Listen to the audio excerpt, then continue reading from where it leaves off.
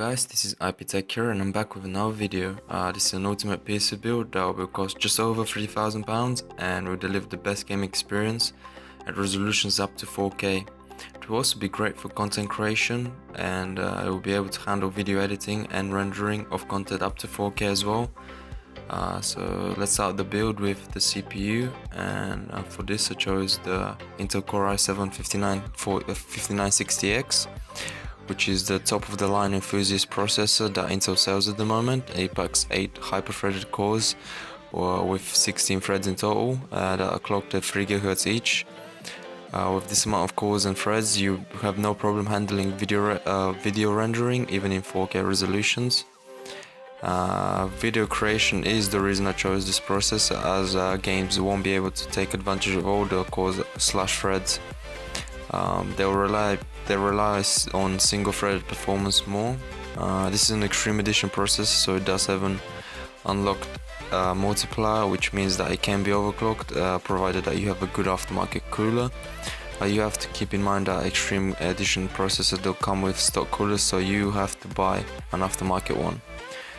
Next we have the CPU cooler, and as I said before, you need a good CPU cooler if you want to get a decent overclock out of the i7's 5960X, and for this I chose the Corsair H110 liquid cooler, which should give us a good overclock on our processor. That should be above 4 GHz, as it does feature a 200mm radiator with two 140mm Corsair fans. As for the motherboard, I chose the Asus X99 Deluxe, which is one of the best X99 motherboards that you can purchase at the moment. It packs with features like excellent onboard Wi-Fi and audio. The quality of the motherboard can be reflected in the price, as it's got a pretty hefty one. As I recorded this video, it's over £300. It is made of high quality components and does feature a very good VRM solution that will provide us good stable overclocks on our 5960X. The next component in this build is the RAM, and for this I chose the Corsair Vengence LPX 32GB kit of DDR4 2666 MHz memory. This kit features 4 GHz 4x 8GB modules that will work together in quad channel setup that the motherboard supports. This is a high quality memory which I have used in many of my previous builds, and it comes from Corsair, which is a very reliable and reputable company. Next we have the storage. For this I chose a combination of SSD and mechanical storage. For the solid state storage I chose two Samsung 850 EVOs 500GB. These SSDs will be configured in RAID 0 for extremely fast speed of above 1 GB per second read and write, and this will be used for the boot drive and for the OS as well, which will deliver incredible boot times and operation inside the OS. To also store the content creation software, as it's editing PC, like the Adobe Suite, which should take advantage of the fast read and write speeds of the SSD to improve performance. And also this is going to be the export drive as well for the rendered content. You can also store games that have long loading times, as the fast read speeds will improve that. And for the mechanical portion of the storage, I chose a single WD green 4TB hard drive that will be used for mass storage of media, backups of the main drive, as well as because the RAID 0 does come with some drawbacks, like if one drive crashes or something happens to the drive, to a single drive, then the data on both drives is going to be useless.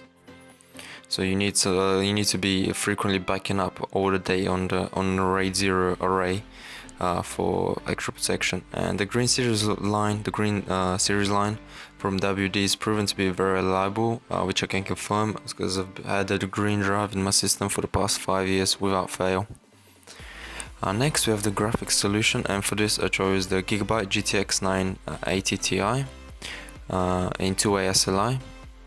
So you have two GTX 980 Ti's, and the GTX 980 single one is the most powerful GPU for the money at the moment, and that means that we will have no problem handling games up to 4K resolution at very good frame rates and settings.